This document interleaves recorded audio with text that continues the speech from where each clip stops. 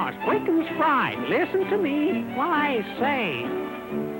Summer's gone, play no more, for winter's knocking at your door. Better go and store your food away.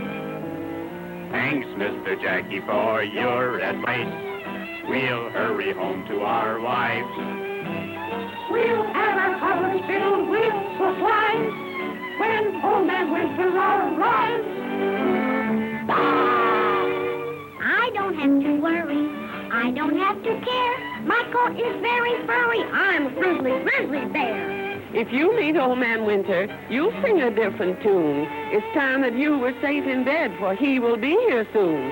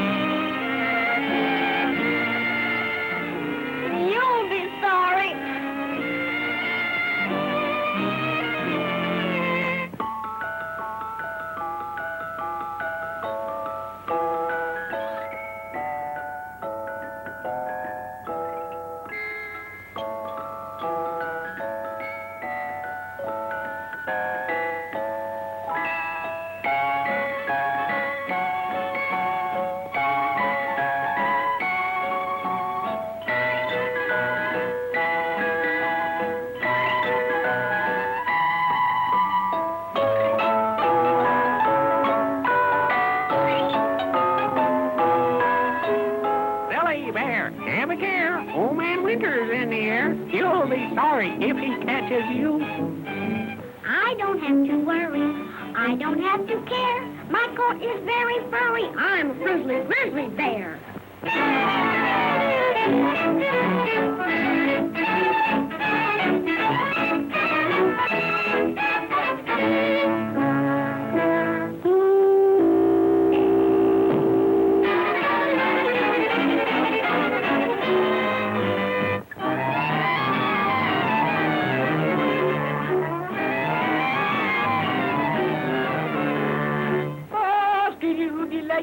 Siggy, Maggie, ho, bootin', beatin', bottle, scootin', boodle, bay, scootin', babba, doodle, ho, bootle, bay, boodle, honky, boodle, bo, boodle, doodle, day. Boom, boom, boom, boom, boom, boom, boom, boom, boom. Boom, boom, boom, boom, boom, boom, boom. Boom, boom, boom, boom, boom, boom, boom, boom. Boom, boom, boom, boom, boom, boom, boom. More, Maggie, Haggy, Saggy, Biggie, Haggy, Moogie, Loogie, Moogie, Siggy, Haggy, ho, boodle, day, skid it, babba, ho, boodle, doodle, babble, I don't have to worry. I don't have to care. My coat is very furry. I'm a grizzly bear.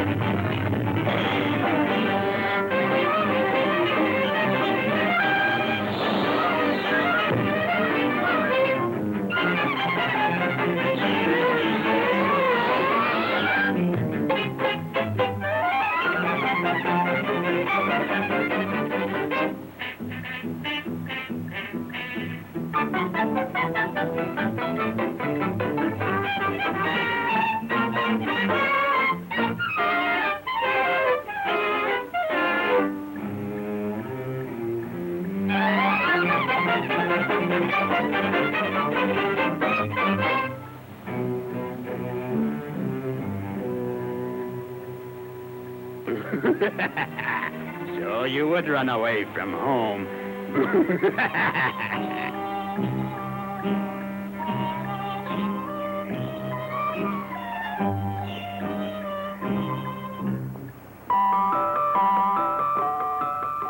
You would roam all alone. I told you not to leave your home, but you're a friendly grizzly bear. Dear Mr. Frost, I'm sorry. Oh, help me out, please do. Take me home to my nice warm bed. I'm freezing through and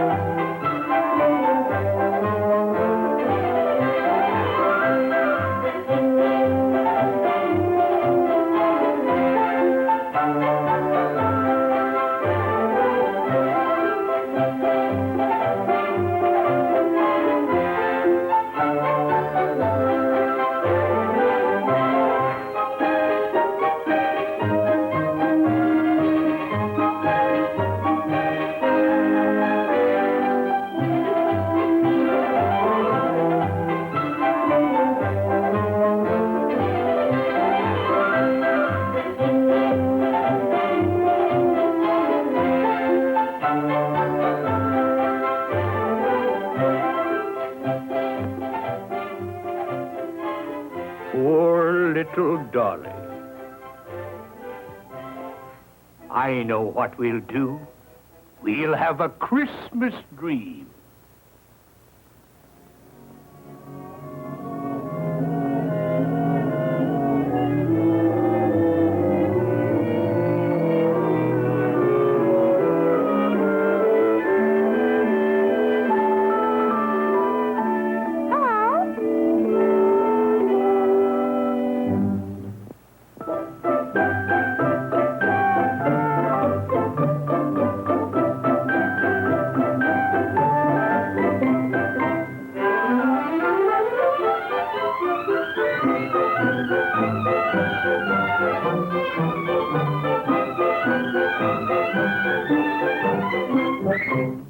I'm still lots of fun, even though you have new Christmas toy.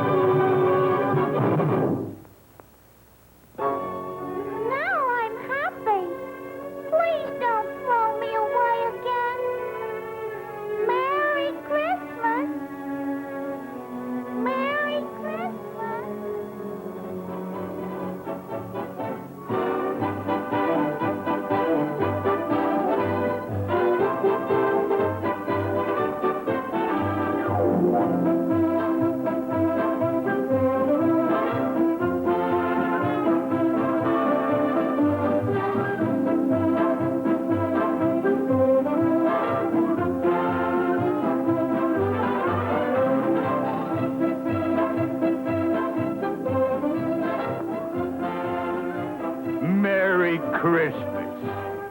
Merry Christmas to you.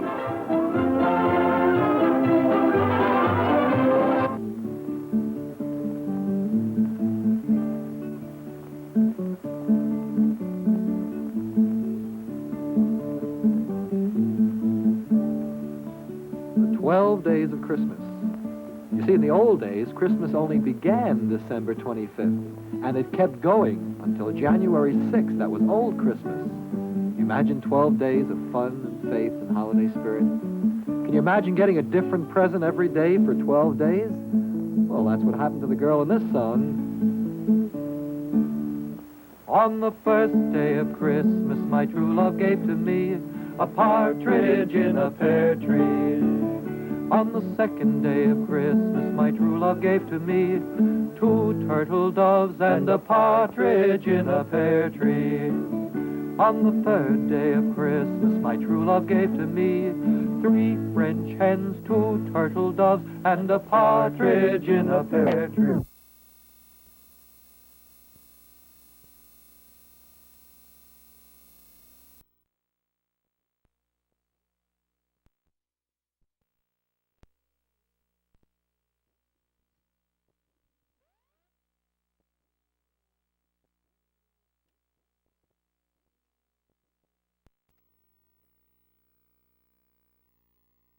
And a partridge in a pear tree. On the 6th day of Christmas, my true love gave to me 6 geese a-laying, 5 gold rings, 4 calling birds, 3 French hens, 2 turtle doves, and a partridge in a pear tree. On the 7th day of Christmas, my true love gave to me 7 swans a-swimming, 6 geese a-laying, 5 gold rings, 4 calling birds, 3 French hens, 2 turtle doves, and a partridge in a pear tree. On the 8th day of Christmas, my true love gave to me 8 maids a-milking, 7 swans a-swimming, 6 geese a-laying, 5 gold rings, 4 calling birds, 3 French hens, 2 turtle doves, and a partridge in a pear tree. On the 9th day of Christmas, my true love gave to me 9 ladies dancing, 8 maids a-milking, 7 swans a-swimming, 6 geese a-laying, 5 gold rings, 4 calling birds, 3 French hens, 2 turtle doves, and a partridge in a pear tree. On the 10th day of Christmas, my true love gave to me 10 lords a-leaping, 9 ladies dancing, 8 maids a-milking, 7 swans a-swimming, 6 geese a-laying, 5 gold rings, 4 calling birds, 3 French hens, 2 turtle doves, and a partridge in a pear tree. On the 11th day of Christmas, my true love gave to me 11 drummers drumming, 10 lords a-leaping, 9 ladies dancing, 8 maids a-milking, 7 swans a-swimming, 6 geese a-laying, 5 gold rings, 4 calling birds, 3 French hens, 2 turtle doves, and a partridge in a pear tree. On the 12th day of Christmas, my true love gave to me 12 pipers piping, 11 drummers drumming, 10 lords a-leaping, 9 ladies dancing, 8 maids a-milking, 7 swans a-swimming, 6 geese a-laying, 5 gold rings, 4 calling birds, 3 French hens, 2 turtle doves, and a partridge in a pear tree.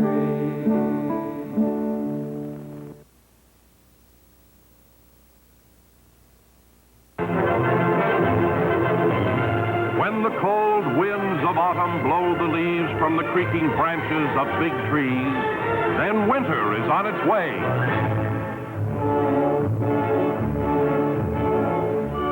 Many, many years ago, there lived in a faraway country named Greece a soldier, Artemis, and his little boy, Plino.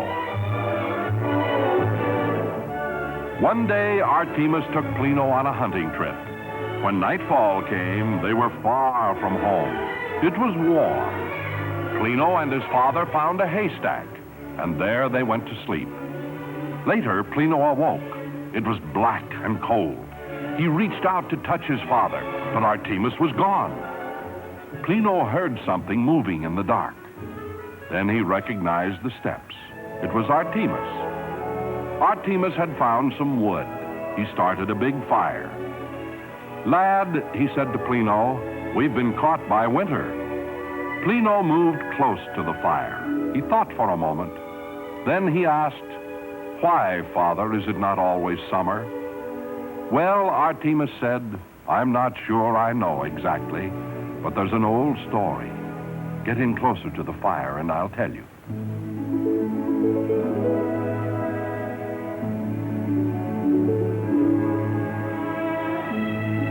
There was a time when all the days were summer days, and the grass was green, the flowers grew, and the birds sang all through the year. And in this happy time, there was a young girl named Prosperine.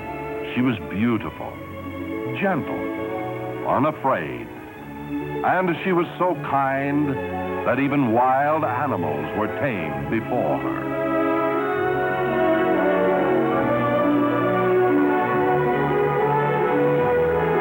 One day, Prosperine wandered far from her home into a strange valley. She came to a very old tree. Around its gnarled trunk grew a vine bearing flowers of deep, flashing colors. Prosperine picked some. They were hard to carry, so she took off her cloak and dropped the flowers in it. She was so busy with what she was doing, she did not hear the soft sounds of a huge man who moved quickly, quietly behind her.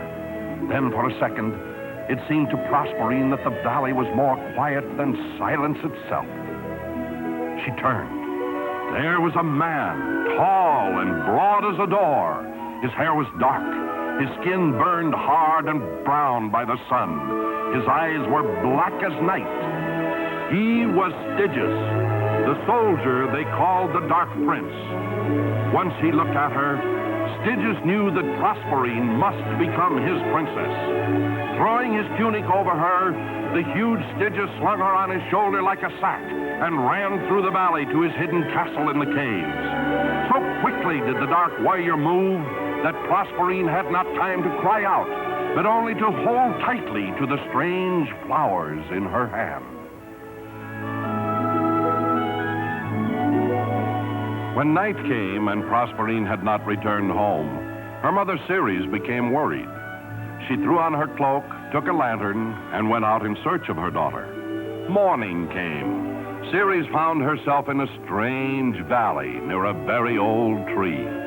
There on the ground was Prosperine's cloak with beautiful flowers laid carefully upon it. But Prosperine was gone.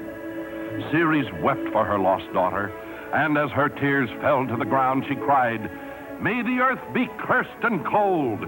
May no flower, leaf, or blade of grass be green again until Prosperine returns to me."